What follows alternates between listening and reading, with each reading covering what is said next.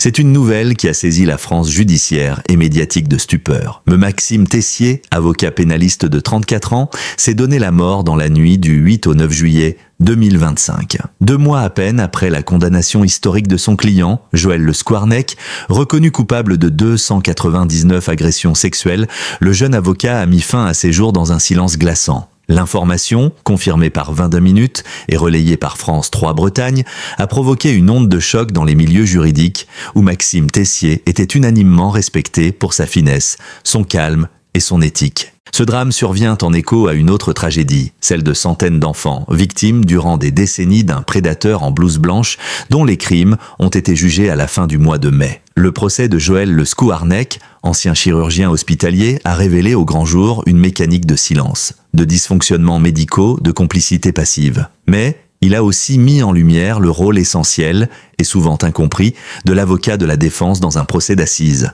Comment continue-t-on à vivre après avoir défendu un homme coupable de crimes aussi abominables? Comment affronte-t-on le regard de la société? Celui de ses pairs, de sa propre conscience. Ces questions, Tessier les portait peut-être en lui, dans une solitude dont nul ne mesurait l'ampleur. Malgré l'admiration de ses confrères, malgré les hommages qui affluent aujourd'hui, une détresse silencieuse s'est insinuée dans les plis de sa robe d'avocat, jusqu'à l'irréversible. L'histoire du procès Le Squarnec ne s'arrête donc pas avec le verdict. Elle se prolonge aujourd'hui dans une deuxième tragédie. Celle d'un homme jeune, brillant, engagé, qui a choisi de servir la justice jusque dans ses zones les plus obscures et qui semble en avoir payé le prix ultime. À travers le parcours de Tessier, c'est aussi une réflexion sur le système judiciaire, la charge mentale des pénalistes et la nécessité d'un soutien psychologique accru qui s'impose. Pendant des années, il a opéré des enfants, rassuré des parents, signé des ordonnances avec une bienveillance feinte et un regard clinique. Joël Le Squarnec, né en 1950, était un chirurgien digestif respecté dans le monde médical, officiant dans plusieurs établissements de santé en France, notamment à Jonzac, Lorient et Vannes. Pour ses collègues, il inspirait une confiance discrète, presque fade. Mais derrière le masque du médecin consciencieux se cachait l'un des plus terrifiants pédocriminels que la France ait jamais connu. L'alerte fut donnée en 2017, lorsqu'une fillette de 6 ans se confia à ses parents après un séjour à l'hôpital de Jonzac. Une perquisition fut ordonnée au domicile de Le Squarnec. Ce que les enquêteurs y découvrirent allait faire basculer l'affaire dans l'horreur. Des carnets noirs, minutieusement tenus, listant avec une froideur clinique les abus sexuels qu'il avait commis pendant près de 30 ans. Des centaines de noms, des dates, des âges, des lieux, tout y était consigné, comme une comptabilité du mal. Le chiffre glaçant tomba, 349 victimes potentielles, dont 299 identifiées comme victimes avérées. Des enfants, pour la plupart, des patients, des voisins, des proches de ses propres connaissances. Certains avaient à peine 3 ans. Les faits s'échelonnaient entre 1989 et 2014, et pourtant, pendant toutes ces années, personne ou presque n'avait tiré la sonnette d'alarme. Ou alors, quand les soupçons naissaient, ils étaient étouffés, mal relayés, minimisés. Une partie du corps médical savait. Mais le silence, par peur du scandale ou par aveuglement corporatiste, fut complice. Le procès de Joël Le Squarnec n'a pas seulement été celui d'un homme. Il fut aussi celui d'un système, celui d'une médecine cloisonnée, d'une hiérarchie hospitalière trop lente à réagir, d'un maillage administratif incapable de croiser les alertes. Plusieurs hôpitaux avaient reçu des signalements sans que des sanctions soient de prise. Le chirurgien était régulièrement déplacé, discrètement, d'un établissement à un autre. Un mécanisme sinistrement similaire à celui dénoncé dans d'autres scandales comme ceux de l'Église. Face à la justice, Joël Le Squarnec n'a pas cherché à nier. Il a reconnu les faits. De manière distante, presque mécanique. Aucun remords explicite. Aucune émotion. Juste des aveux livrés avec la même froideur que ses carnets. Cette attitude a renforcé la sidération des familles, des jurés, de la société. L'homme qui se tenait dans le box n'avait rien du monstre hurlant ou désaxé que l'on aurait pu imaginer. Il était calme, méthodique, glacial, comme s'il ne mesurait pas vraiment l'ampleur du mal infligé. Cette dissociation glaçante entre la figure du soignant et celle du criminel a marqué profondément les esprits. Pour beaucoup, elle a été le choc le plus insoutenable. La certitude que l'horreur peut porter un visage banal presque rassurant. Que le mal, parfois, s'est opéré avec des gants blancs derrière les portes closes d'un bloc opératoire. Il y a des procès qui marquent une époque, des audiences qui changent le regard d'une société sur ses institutions, ses silences, ses responsabilités. Le procès de Joël Le Scouarnec, ouvert en mai 2025 devant la cour d'assises de Vannes, fut de cela. Pendant plusieurs semaines, la justice a donné la parole à l'indicible. 299 victimes, 299 voix sorties de l'ombre, du silence, de la honte. Un chiffre inhumain, un chiffre qui dit l'ampleur du traumatisme collectif. Dès les premiers jours, la salle d'audience fut submergée d'émotions. Des adultes, devenus mères ou pères, venaient en déposer sur les bancs de la justice ce qu'ils avaient parfois enfoui pendant plus de 20 ans. Des enfants aussi, aujourd'hui adolescents, tentèrent de comprendre pourquoi un homme supposé les soigner leur avait volé leur innocence. Chaque témoignage portait une souffrance unique, mais toutes ces douleurs composaient un même cri, celui d'une génération blessée, à jamais marquée. Les magistrats ont dû composer avec l'ampleur du dossier, 40 tomes, des milliers de pages d'expertise, d'auditions, de preuves. Le ministère public, représenté par une avocate générale déterminée, a retracé les décennies d'abus avec une rigueur glaçante. Face à elle, la défense, assurée par Maxime Tessier, tentait de maintenir ce fil ténu qui fait la grandeur du droit, garantir à tout accusé, même le plus haïssable, un procès équitable. Une tâche quasi impossible tant la colère des parties civiles était grande. Le public, les médias, les réseaux sociaux, tous vibraient à l'unisson dans une forme de sidération collective. Comment cela avait-il pu durer si longtemps ? Pourquoi les institutions n'avaient-elles pas détecté ce prédateur plus tôt ? Ce procès, plus qu'un règlement judiciaire, fut un miroir tendu à la société. On y a vu des failles profondes dans le monde médical, une absence de vigilance, une peur du scandale et surtout un silence systémique, celui que la honte impose aux victimes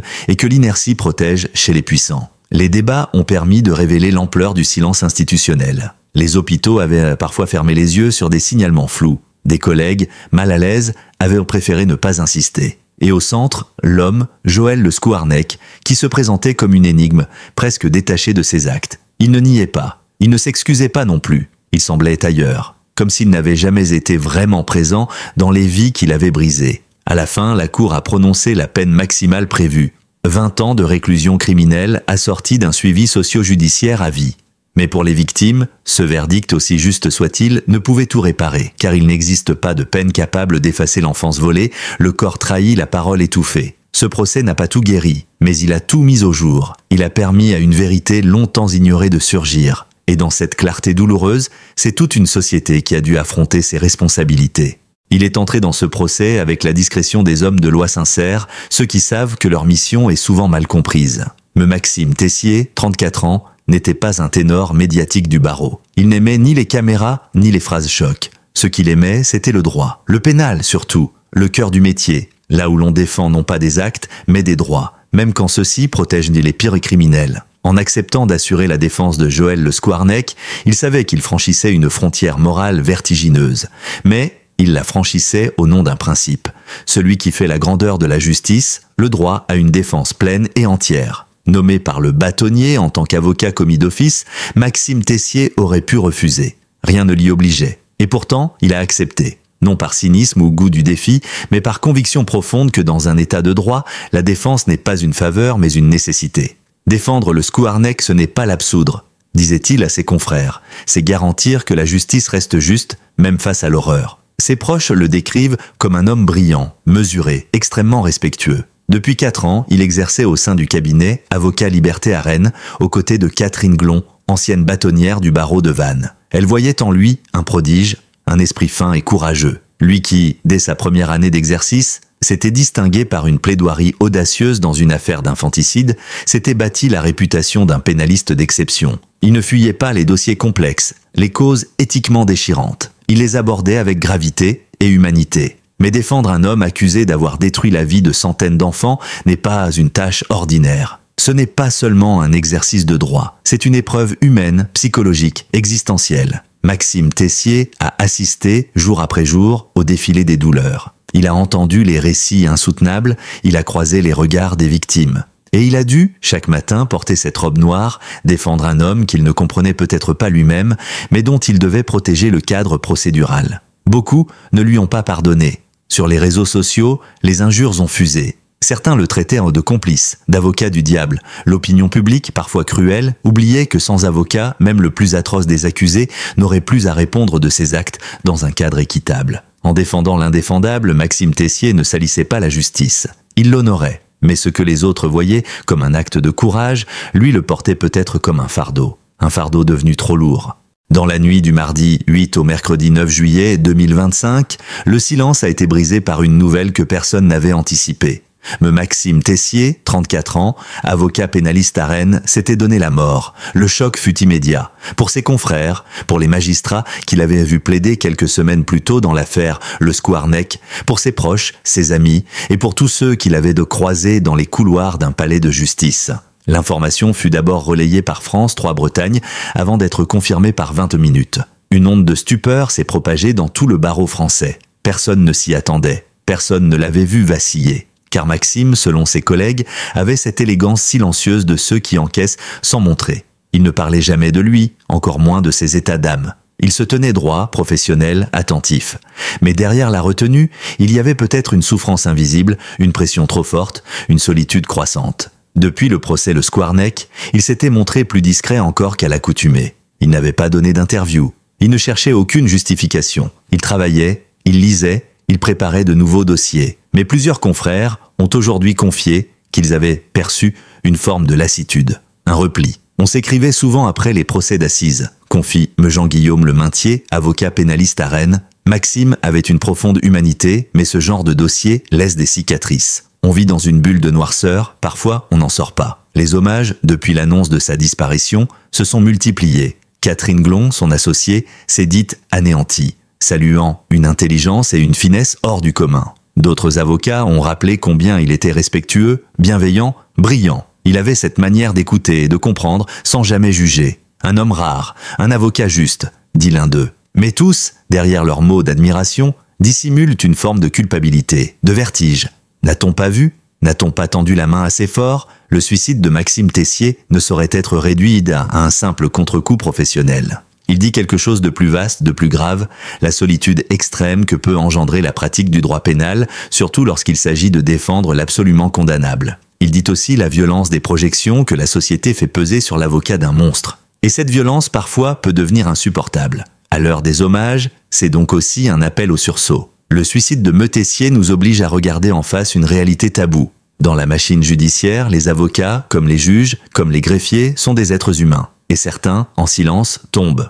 Le grand public imagine souvent l'avocat comme un orateur flamboyant, un stratège de cour d'assises, parfois redouté, parfois admiré, mais derrière le vernis théâtral que projette parfois la justice pénale, il existe une réalité bien plus rude, bien plus silencieuse. Celle d'hommes et de femmes confrontés quotidiennement à la souffrance humaine, à la violence, à la mort, au mal. Être avocat pénaliste, c'est pénétrer dans la noirceur des âmes, et parfois ne pas en ressortir indemne. Maxime Tessier n'est pas un cas isolé. Depuis quelques années, de nombreux avocats de la défense confient à voix basse la lourdeur psychologique que représentent certaines affaires. Dossiers d'inceste, de viol, de meurtre, de pédocriminalité, plaider dans ces contextes extrêmes, ce n'est pas seulement argumenter en droit. C'est endosser, bien souvent seul, le poids du monde. C'est écouter des témoignages insoutenables, décortiquer des expertises psychiatriques, visiter des détenus en détresse et affronter l'hostilité de l'opinion publique. Dans l'affaire Le Skwarneck, la tâche était encore plus titanesque. Comment maintenir la distance professionnelle face à 299 victimes ?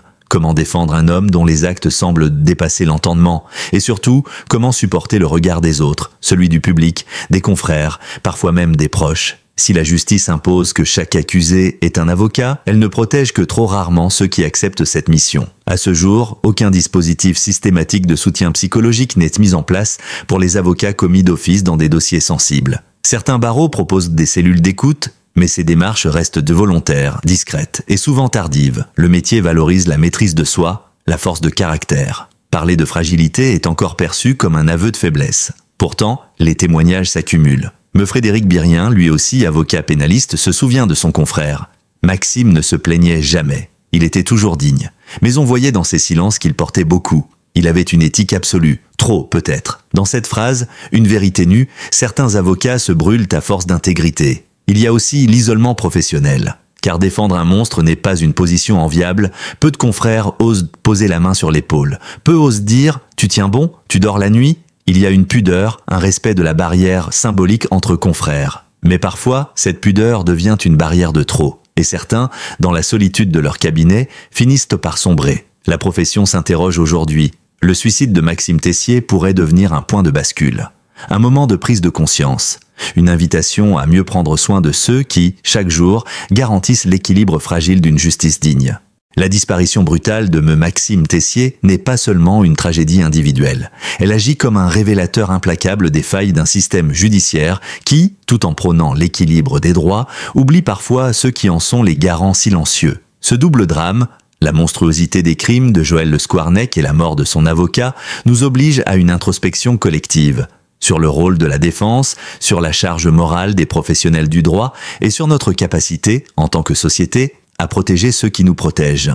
Le procès du chirurgien pédocriminel a mis à nu les carences du monde médical, les complicités passives, les lenteurs administratives. Il a soulevé des questions douloureuses. Combien d'enfants auraient-ils pu être épargnés si les alertes avaient été écoutées? Pourquoi tant d'institutions ont-elles préféré se taire? Mais au-delà du scandale, il a aussi permis à des centaines de victimes de sortir de l'ombre, de retrouver un début de reconnaissance, d'entamer, pour certaines, un processus de reconstruction long, incertain mais essentiel. La justice a fait son œuvre. Mais la justice, pour être pleinement juste, ne peut pas s'arrêter au verdict. Elle doit aussi se penser dans sa dimension humaine, dans ses rouages invisibles, dans la fragilité de ceux qui la font vivre chaque jour. Le suicide de Tessier nous rappelle que derrière chaque robe noire se cache un être humain, avec ses failles, ses doutes, ses douleurs. Et qu'aucune formation, aucun code de procédure pénale ne prépare vraiment à affronter le mal absolu. Des voix s'élèvent aujourd'hui pour réclamer des changements concrets. Un meilleur accompagnement psychologique pour les avocats intervenant dans des affaires d'assises.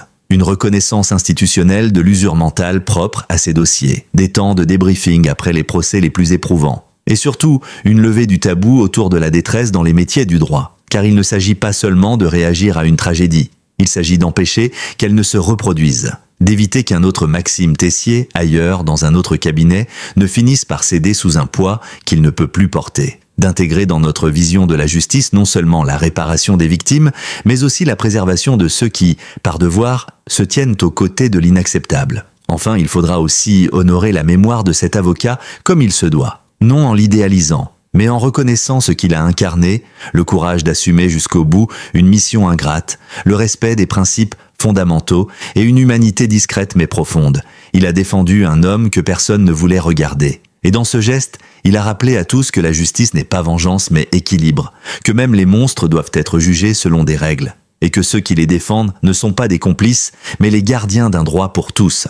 Deux histoires se sont croisées dans ce procès. Celle, atroce, de centaines de victimes abusées par un homme que rien ne semblait soupçonner, et celle, plus discrète mais tout aussi déchirante, d'un jeune avocat emporté par le poids d'un engagement absolu. Joël Le Scouarnec, figure de l'horreur froide et méthodique, a été jugé. Maxime Tessier, son défenseur, a disparu. L'un a détruit des vies, l'autre a porté, jusqu'au bord du gouffre, le fardeau de cette justice que l'on veut digne, même face à l'indéfendable. Ce double drame, aussi terrifiant qu'injuste, doit éveiller plus que de la compassion. Il appelle à une réforme du regard que nous portons sur la justice pénale. Il interroge nos silences, nos indignations sélectives, nos jugements à l'emporte-pièce sur ceux qui défendent des accusés haïs. Il nous pousse à comprendre que dans l'arène judiciaire, il n'y a pas que des coupables et des innocents. Il y a aussi des professionnels qui s'exposent, absorbent et parfois s'effondrent sans que personne ne le voie venir. La mémoire de Maxime Tessier mérite mieux que quelques éloges posthumes. Elle exige une réflexion profonde sur les conditions d'exercice du droit pénal, sur la solitude des défenseurs, sur les mécanismes d'écoute et de prévention. La justice ne peut continuer à reposer sur des piliers invisibles qui se fissurent en silence. Elle doit apprendre à prendre soin des siens autant qu'elle prétend protéger les autres. Et quant aux victimes de Joël Le Scouarnec, leur combat pour la reconnaissance ne s'arrête pas au verdict. Il s'étend désormais à la mémoire collective.